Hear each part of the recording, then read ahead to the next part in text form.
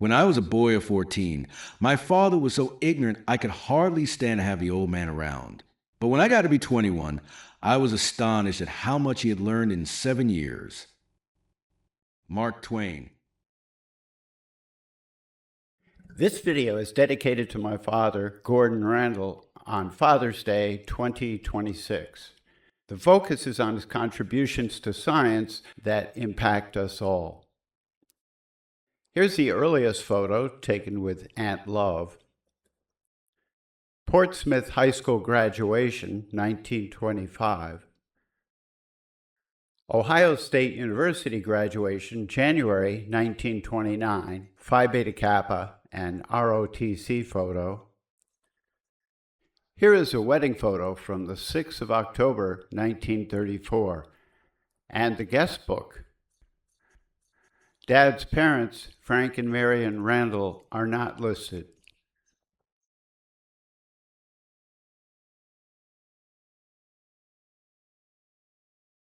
Some photos from the 1960s, 80s, and 90s. Here are Ohio State Phi Beta Kappa photos from 1929. Dad had a Phi Beta Kappa signet on the wall of his bedroom.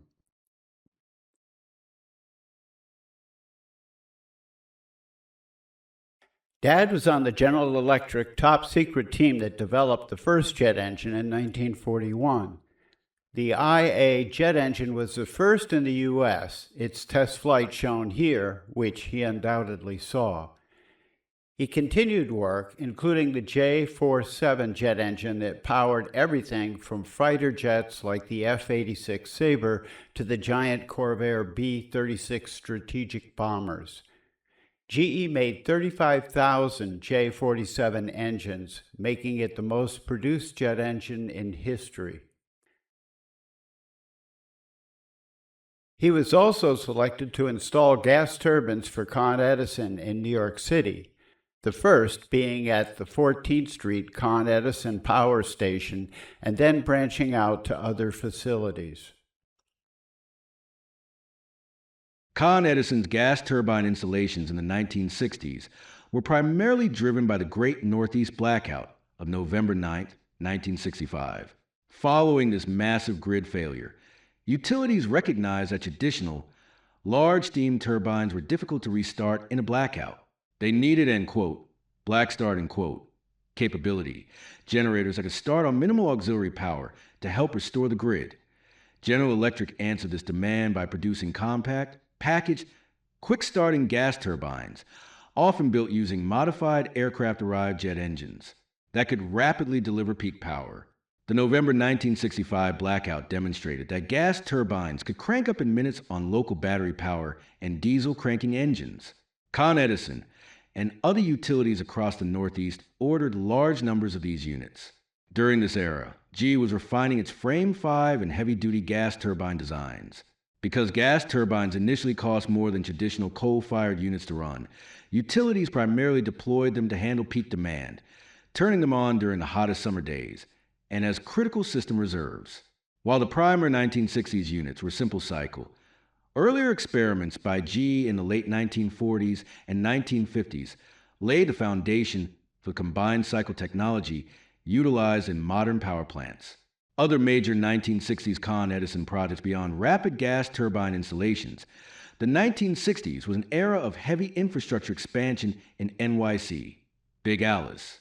Con Edison built the 1,000 megawatts Ravenswood No. 3 unit in Long Island City, affectionately dubbed Big Alice, which went online in 1965 at Indian Point.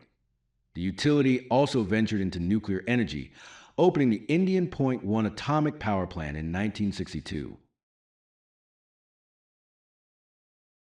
He also installed gas turbines for ARAMCO Oil in the Saudi Arabian desert to power centrifugal pumps and compressors on its crude oil pipelines. In the 1950s and 1960s, ARAMCO pioneered the use of General Electric gas turbines in the Saudi Arabian desert to power centrifugal pumps and compressors on its crude oil pipelines. This milestone represented one of the very first applications of U.S. manufactured gas turbines for major oil pipeline operations. In January 1956, the Arabian American Oil Company, ARAMCO, placed an order with GE for a 7,000 horsepower gas turbine. This unit was designated to run on crude oil pulled directly from the pipeline and provided the critical mechanical drive for a centrifugal pump located in a remote stretch of the desert, the Trans-Arabian Pipeline, known as Tapline. The pipeline infrastructure was later expanded and upgraded to maintain the steady flow of crude oil across thousands of miles from the oil fields of Saudi Arabia to export terminals. Highly reliable, remote-ready gas turbines were deployed at pumping stations along routes like Tapline. Using heavy crude oil as fuel to drive these massive combustion turbines proved to be highly efficient in the harsh, arid conditions of the Middle East, as it minimized the need to transport separate refined fuels to remote desert pump stations. By integrating heavy-duty gas turbines, Aramco could move record-breaking volumes of oil from fields like the massive Safaniya and archaic fields to coastal export facilities and refineries, such as Ras Tanura. This technology successfully proved that gas turbines could operate continuously in high-heat environments with minimal maintenance, paving the way for the massive pipeline networks characteristic of the modern petroleum industry.